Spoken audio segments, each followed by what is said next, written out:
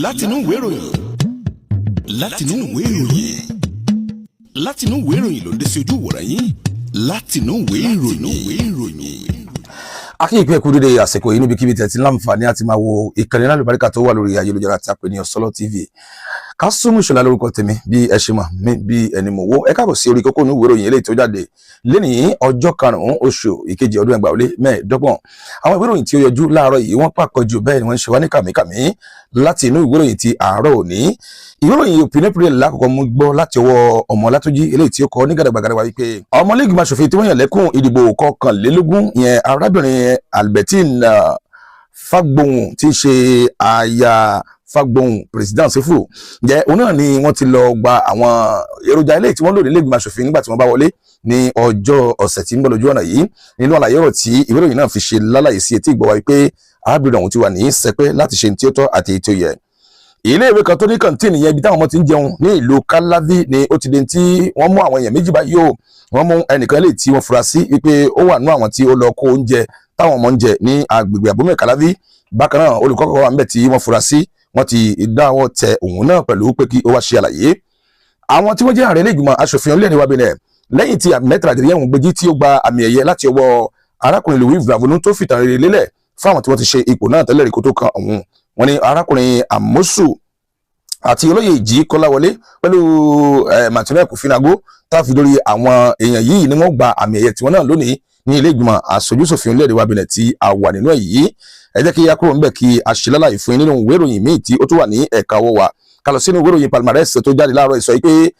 àwọn ìpèníjà àti gbólóhùn akòfẹ́ àkògbà náà ni ó jẹ́ ìpè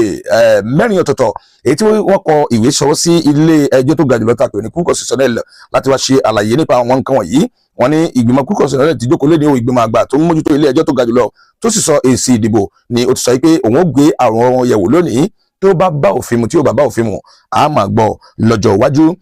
Arábìnrin Tóyìn Fọdé ti ṣe àlàyé pé ìjọba ò ní fọwọ́ yẹ̀bẹ̀kẹ́ mọ́ àwọn tó ń fi àwọn ọmọ kéékèèké ṣiṣẹ́ agbára lórílẹ̀‐èdè Benin bí. Àlàyé lè jáde nígbà tí wọ́n fi ń sọ fún gbogbo àwọn ará ìlú pé gbogbo àwọn ọmọ kéékèèké tí wọ́n fi ń ṣiṣẹ́ agbára ni ìjọba kọ̀rọ̀ ojú sí tí ó sì mú iṣẹ́ náà ní ọ̀kúnkúndùn láìpẹ́ láì jìnnà.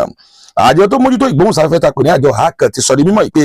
àwọn tí wọ́n jẹ́ oníròyìn nílẹ̀ òkèrè eléyìí tí wọ́n ṣetán láti lè kópa nínú ètò ìdìbò tí ń bọ̀ ní ọjọ́ 12 oṣù kẹrin ìyẹn láti yan ààrẹ tí ó jẹ́ ààrẹ orílẹ̀-èdè wa Benin bí wọ́n ní wọ́n gba ìwé àṣẹ wọ́n fún wọn ní gbèdéke ọjọ́ èyí tí ó lọ títí lọ di ọjọ́ 17 ìyẹn oṣù ìkejì tí a wà yìí kí wọ́n lè bá rí ìwé ẹ̀rí wọn gbà kí iṣẹ́ lè bá tẹ̀síwájú bó ti tó àti bó ti yẹ. Ìwé ìròyìn Palmares ló kọ àwọn nǹkan tí mo kà ní ẹsẹẹsẹ yìí. Ká lọ sínú ìwé ìròyìn tí wọ́n kúrúkọ ẹ̀ ní Independent tó jáde láàárọ̀ òní ó ṣe àlàyé nípa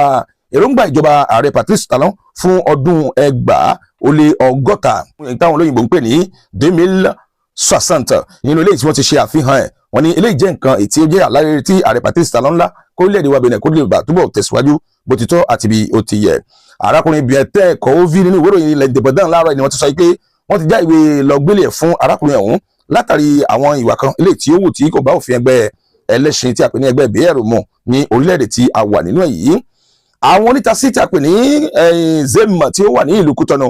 ìyẹn àwọn alájẹ ìgboro ni wọ́n ti bẹ̀rẹ̀ sí ní ṣe ètò nǹkan wọn báyìí o láti lè mọyì àwọn tó wà ní ìpínlẹ̀ ọ̀hún kí wọ́n sì lè mọyì àwọn tí ó ṣiṣẹ́ kí ìkọlọ̀wọ̀ sí ẹ̀dá kan má bàa wọ àárín wọn. Àwọn nìkan wá kọ́ o àwọn ní kẹ̀kẹ́ mọ́rúwá èlé tí ó ń lọ tó ń bọ̀ nílùú Kútọ́nù ni wọ́n ti sọ pé wọ́n ṣe ètò nǹkan fún àwọn náà kí wọ́n lè bá mọ iye àwọn tí ó ń ṣiṣẹ́ ní àkàtà wọn.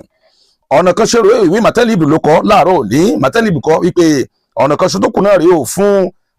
ẹgbẹ́ olóṣèlú Democrat láti lè wọlé sí inú àjọ Senate èyí tí wọ́n ti ń polongo rẹ̀ láti bí ọjọ́ mélòó kan. Wọ́n ya àwòrán ààrẹ Dr. Boniyayi pẹ̀lú ẹgbẹ́ òṣèlú LD láti sọ fún ará ìlú nípa nǹkan tí ó ń lọ. Èyí ló pe ìròyìn náà tó ti ń lé sí ojú ìwòran yẹn pẹ́lẹ́ bá ní lọ́wọ́ Abúlé Ọláníjà Kásùmù Ìṣọ̀lá Samuel àti gbogbo àwọn tí a jọ wà nínú agbódò là ń kí pé ẹ ṣeun tí ẹ̀ ń wò wá tẹ̀sí ń gbádùn wa ó dìgbà. Látinú ìwé ìròyìn látinú ìwé ìròyìn ló ń dé sí ojú ìwòran yín látinú ìwé ìròyìn.